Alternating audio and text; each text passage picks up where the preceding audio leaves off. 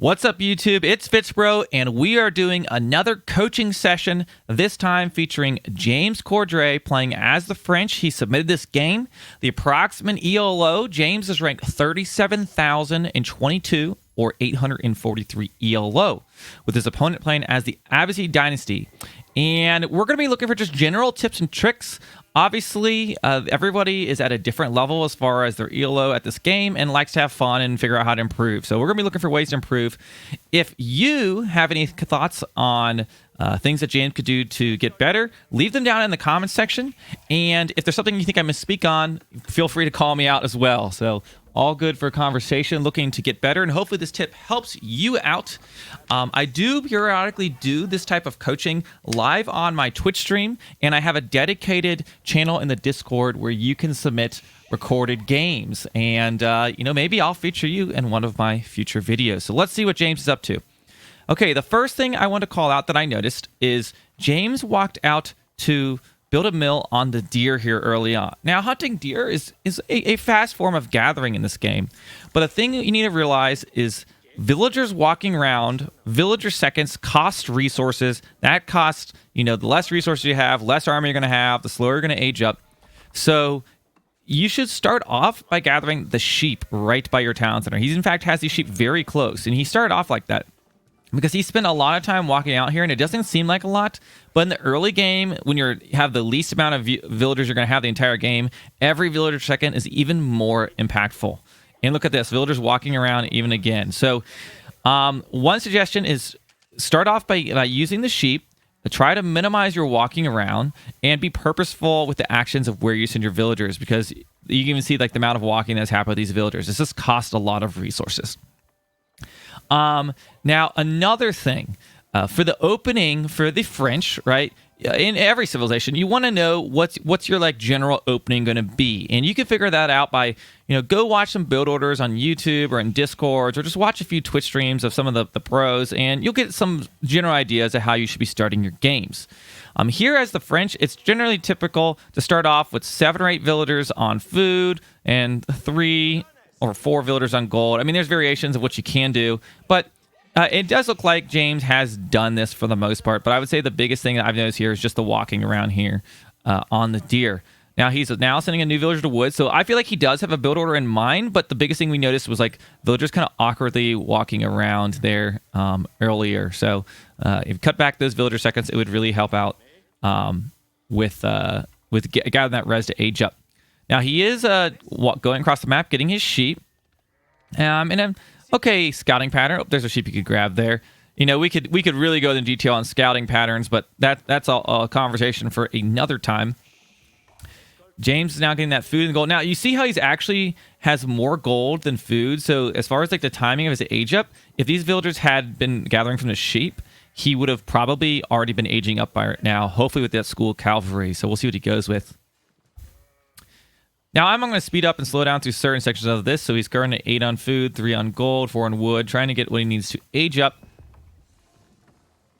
Now, he's up against the Abbasid Dynasty. One thing I would say against the Abbasid is be careful to build your house so far forward like this, because it is not uncommon for the Abbasid to ram push you. And especially if you're playing in lower level ELOs, you're more likely to experience all-in cheese strategies. So I would not be surprised if he tries a ram rush. He might not, but why I say that is it's very easy for a ram to pop a house, and that could really set you back. So, maybe build that house. You like to do it with the gold villager, but maybe build it right here or something, or somewhere where it's just a little bit safer.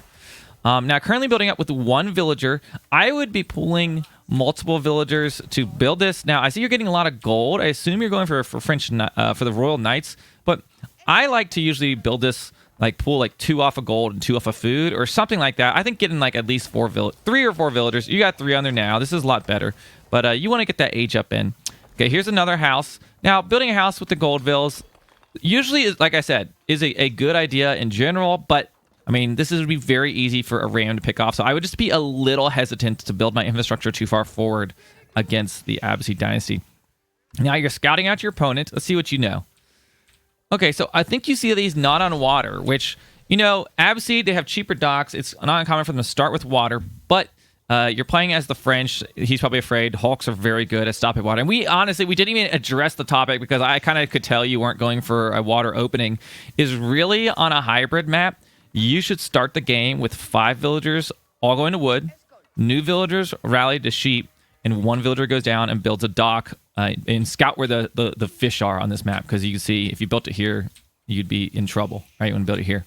So I would have opened actually with 5 vills on wood, Valley fills to food, get the dock, keep your dock production going, and because he's likely not going for a dock because of the fact that you're French. Okay, but anyways, obviously that wasn't on in the strategy here. Here's a dock now. I don't think you need to build it with 3 vills. Oh, little awkward. So right there, there's what we talk about, like a few villager seconds that could have been saved. Like that stuff really adds up over time. Okay, so now it's aging up. Has a lot of gold in the bank. So when we talk about macro, economic macro can refer to how are you splitting your villagers between food, wood, gold, stone, right?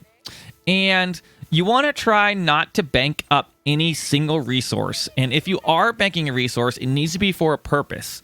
So if you have a ton of gold in the bank, I'd be thinking like, oh, is he going for a fast castle build? You need 600 gold for fast castle, but like you're going to struggle to spin that gold fast enough to get the amount of time, villager seconds that you've spent into gathering that res out of it. Like if he pushed you right now with a significant military force, you haven't really spent your res. That gold in the bank isn't going to do a whole lot for you. And I would be typically specifically careful of banking too much gold in the second age. Now, French can spin it better than most is because of their Royal Knights, but it's easy to forget your vills are on gold, and then you have all this gold, and you have no way to spend it. And here's the thing. If this happens, like if I looked at this right now, I was like, oh boy, I got a lot of extra gold. Now, you don't have a ton of wood, so this might not be the right time to do it, but you can fix your economic macro sometimes by building your market and then selling some of those resources, depending on what you've overgathered. So definitely you see a lot of players, mid to late H2 drop down a market so they can fix their macro, because when you're busy fighting and moving your army, it's common to end up having this happen. So right now, I would just say you obviously need way more food than you have gold, and it looks like you're going for dock now. As I mentioned on this map, like look how far you have to travel to get that fish. It kind of stinks. The spawns can kind of be all over the place, but because he didn't get that type of spawn.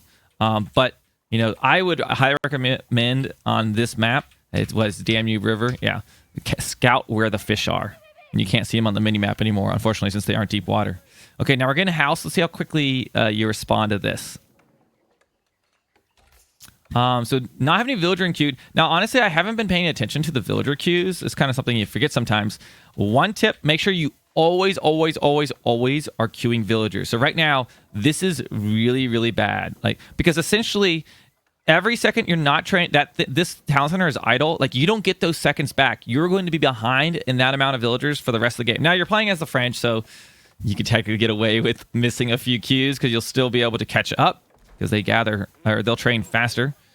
Okay, where did that other knight go? I didn't really pay attention to the knight. We've been watching the economy.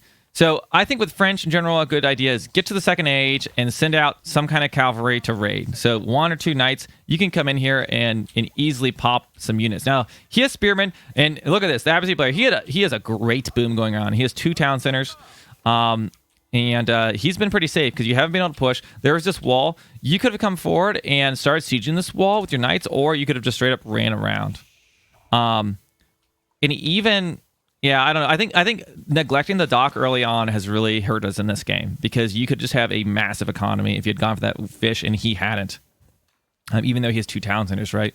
Because a dock is essentially air quotes, a town center in the Dark Age, right? You're training economic units.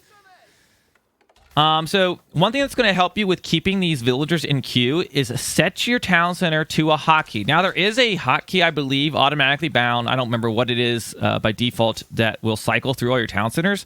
But what I like to do is put my town center in a control group. And the way that I like to do it is I have a forward and back mouse button.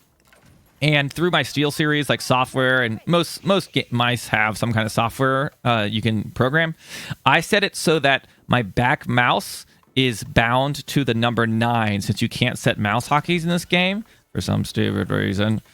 And so I will set my town center on a back mouse. Every time I start the game, I select my town center, I do control back mouse, and it sets it to technically control group 9. And the reason why this control group is so important is I can spam back mouse and Q all day long. Like, no, that's like, I don't even think about it at this point. And you might have to think about it early on, but don't miss those villager queues. By the way, you want to get these sheep into the town center here. Okay, so a lot of villagers on wood. Looks like maybe we're working on powering out some more boats, maybe archers. Okay. Make sure we get a house here. Hopefully we don't get a house here in a second. Now, as you start to get further in on your wood line, you need to build replacement lumber camps because, as I mentioned, you know, all game, all of this walking, right? This is costing resources. And, you know, you could get really particular on the math of like when exactly should you build a new one. Like by this point, once I see like there is a gap of like anything like this, like I would build a new one. Like I would have built it probably a little sooner, but at this point, like drop a lumber camp like right here or something, just to cut down on the villager walking time. Okay, so we're on the water. Let's see what we see. I would be scouting your opponent and see what they're doing. You don't know. Are they coming with an all-in ram push? It's Abbasid, so they could either be going double or triple town center room. I don't know if you've even scouted his second town center at this point, so you don't really know. I don't know if you saw that or not because unfortunately the playback doesn't tell me. But you need to know what he is doing. Now, I'd imagine your eco might be on par. I mean, looking at the score, it's pretty neck and neck. If you had started with the dock, you would definitely be far ahead on the eco. I mean, you can see he's actually outgathering at the moment, but that's probably honestly because of walking time. And not to mention, like, this is technically villager walking time, right? These fishing boats moving. Like, imagine if you'd built a dock here and it was just like you're dropping the fish off right next to where you built a dock. Okay, so we've got knights. So another thing is, you know, we talked about not stacking resources, right? You don't want to just like have res in the bank for no reason. You should be saving it for a certain tech, maybe training certain units or aging up. But that res sitting in the bank doesn't do a whole lot. Now, you're doing a fairly good job, honestly, at keeping this resource count low as far as what's in the bank. So pretty impressed. But I say that, and we have 1, 2, 3, 4, 5, like 6 archers queued up. So was it better to drop a second archery range right now? Because those villagers are going to take a while. You've got the resource tied up there, right? And you made a point of training these knights and archers so early, but didn't put any military pressure on. I mean, 2 knights can land some devastating raids on gold lines and wood lines and stuff, especially if you come from like dual angles. Like if you put a few knights in control group 1, a few knights in control group 2, and just start poking, like they could be devastating. But anyways, if you're going to invest, I mean, this is a lot of resources invested. Don't bring your scout. Do not bring your sheep into battle. This is a delivery for your enemy. If you're going to invest in these, go do something with it, whether it's raiding or siege down a wall. And if you you scout something, you're like, whoa, I'm not going to attack. He's got too much. Like, stop training units. Don't just, if he is full eco booming, you don't need to have a standing army of a bunch of knights and archers. So a little bit of scouting here could have gone a long way. I think this could have been sieged down a little bit earlier. Let's keep an eye on the eco macro. Now here, I mean, this really highlights, like, imagine how much resources this is costing with this amount of walking. And this will happen to everyone. Like, you just forget about it sometimes. But try to build replacement lumber camps as you move forward. It's something you have to constantly be working on. Now, look at this. You have built a market here late H2. So love this. Maybe that's how you fix some of your macro. I didn't see if you traded at all. But I love this decision to build a market late H2. I would build the market maybe back here, just in case you do build traders later. You don't build it at your front line, if you can avoid it. Okay, let's watch. Okay, so you siege the wall. So this is told the enemy he knows you have knights, you have archers, and he knows how many. And he has a lot of spears. He's got defensive towers. He's in a good place to hold this. So let's see what you do here for this engagement. Okay, so knights coming in. Now, this is an upgraded tower. You can see because it looks fancy. It's got the arrow slits, so it's going to be dealing additional damage. So you got to be careful standing underneath this. Now, if you shoot the knights, it's not as big of a deal. What you should be doing in this engagement is targeting the spearmen with your archers and running around with your knights trying to target his archers. And if his spearmen start to make contact, like, pull your knights out. You're trying to just like pull the spearmen forward and then pull back your knights and target them down with your archers. Because if you kill these spearmen, your knights can kill all these archers. They can siege down this tower. But here we've got spearmen making contact with knights, and his archers have been taking out your archers. So biggest thing in that engagement, I honestly think maybe you had the better army. Keep your archer count high when possible, because spearmen obviously are going to hard counter your army. And try to make sure your archers, they do counter spearmen, so you want to target the spearmen with your archers, and then with your cav, try to target his archers, okay? But this is also like, if you're going to commit to a fight underneath this outpost, you need to be prepared to win it, because you're taking a lot of extra damage here. So it looks like we didn't really have what we wanted to decisively win that fight. I would have maybe just poked in, saw the tower, said, whoa, pull back, go check if there's somewhere else. Now your opponent has actually done an excellent job. I'm loving how this Abbasid player has built his base very defensively, and he's aged up. Okay, but let's just say where you are, right? He has just hit age 3. You're in age 2. Let's see if you're aging up right now. It looks like you're retroactively dropping these archer ranges. So a good instinct, you realize you have some extra res in the bank, but, you know, 2 or 3 archer ranges, or I mean, even just 2 early on with constant production is probably all you would have needed. You could have even gone 3 if you really wanted to. But now you're at a crossroads. He hit age 3. What do? Do you mount an attack? Do you pull back and boom yourself? Now let's look at income per minute. Let's look at villager count. 52 versus 55. Like, you're still in an okay spot. Like, I don't think you have to overcommit.